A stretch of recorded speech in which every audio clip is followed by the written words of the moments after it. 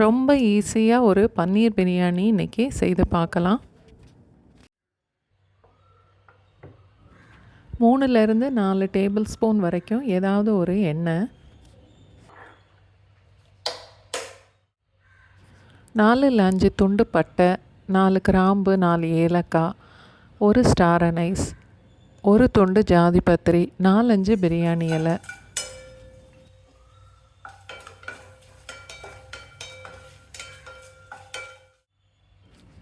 Medium சைஸில் 2 வெங்காயம், 4 பச்சை மிளகாய்,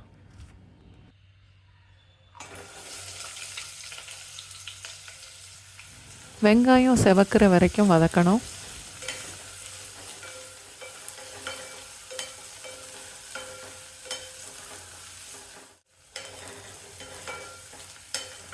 வெங்காயம் இந்த அளவுக்கு வதங்கினதுக்கப்புறம் சின்னதாக 2 தக்காளி பொடிசாக வெட்டி அதையும் சேர்த்து வதக்கணும்.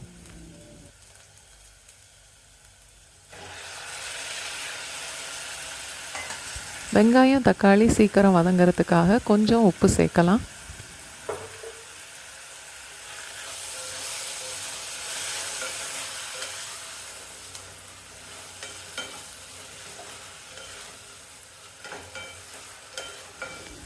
தக்காளி நல்லா வதங்கி சாஃப்டாக வந்ததுக்கப்புறம்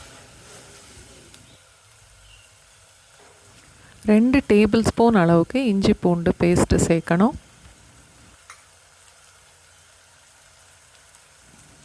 இஞ்சி பூண்டு பேஸ்ட்டு சேர்த்ததுக்கப்புறம் 1 நிமிஷம் வரைக்கும் கைவிடாமல் கிளறி வதக்கணும்.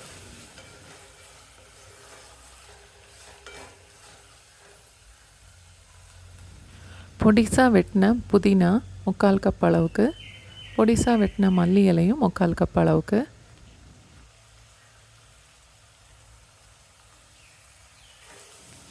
புதினா மல்லியையும் 1 நிமிஷம் வரைக்கும் கைவிடாமல் கிளறி வதக்கணும். நம்மளோட டேஸ்ட்டுக்கு ஏற்ற மாதிரி 2லேருந்து 3 டீஸ்பூன் வரைக்கும் மிளகாத்தூள் சேர்க்கலாம். நல்ல காரமான மிளகாத்தூளாக இருந்தால் 1/2 டீஸ்பூன் சேர்த்தாலே போதும்.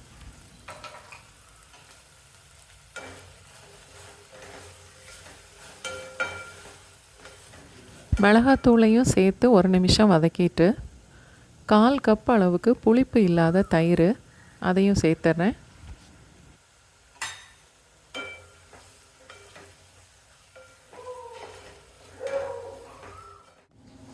200 கிராம் அளவுக்கு பன்னீர்.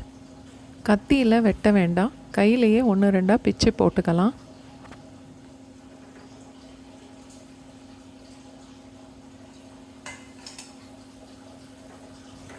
பன்னீரை மசாலாவோடு சேர்த்து கலந்தால் போதும், வதக்க வேண்டாம். 240 ml அளவுள்ள கப்பில் 3 கப் அளவுக்கு தண்ணி சேர்க்குறேன்.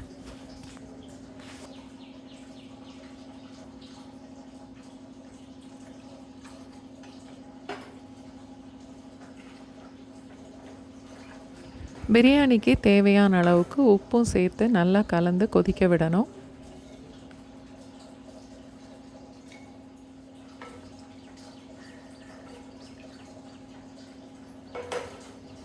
ஒன்றரை கப் அளவுக்கு இந்தியா கேட் பாஸ்மதி அரிசி 1/2 மணி நேரம் ஊற வச்சு தண்ணி இல்லாமல் வடித்து எடுத்திருக்கேன்.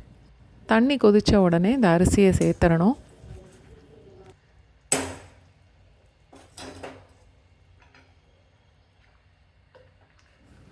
நல்லா கலந்துட்டு மீடியம் ஃப்ளேமில் வேக விடணும்.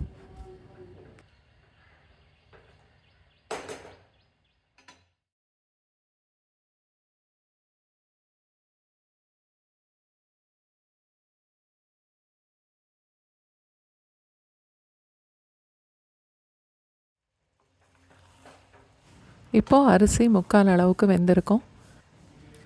தோசைக்கல்லை நல்லா சுட பண்ணிவிட்டு தம் போடணும்.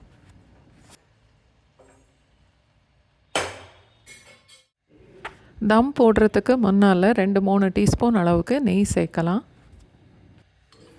தோசைக்கல்லை அடுப்பில் வச்சு நல்லா சூடானதுக்கப்புறம் அடுப்பை சிம்மில் போட்டுட்டு தோசைக்கல் மேலே பிரியாணி பாத்திரத்தை தூக்கி வச்சிடணும்.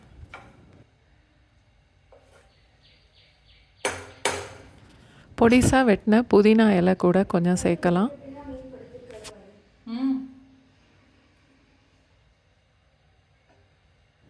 தட்டு போட்டு மூடிட்டு அது மேலே நல்ல கனமான கல் இல்லைன்னா ஒரு பாத்திரம் ஏதாவது வச்சு 10 நிமிஷத்துக்கு அப்படியே வச்சுட்டு அதுக்கப்புறம் அடுப்பை ஆஃப் பண்ணணும்.